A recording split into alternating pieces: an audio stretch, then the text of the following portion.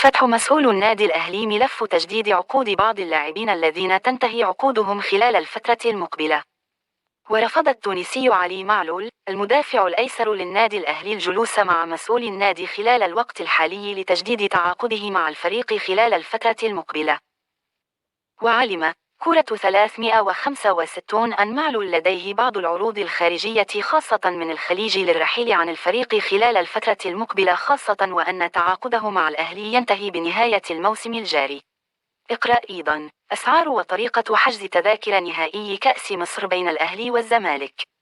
تبدأ ب 329 جنيه.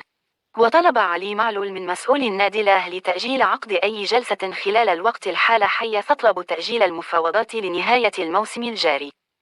وانضم علي معلول للنادي الأهلي عام 2016 حيث ينتهي تعاقده مع الفريق بنهاية الموسم الجاري. ويستعد النادي الأهلي لمواجهة نظيره يانغ أفريكانز التنزاني يوم الجمعة ضمن مباريات الجولة السادسة من دور المجموعات لدوري أبطال إفريقيا.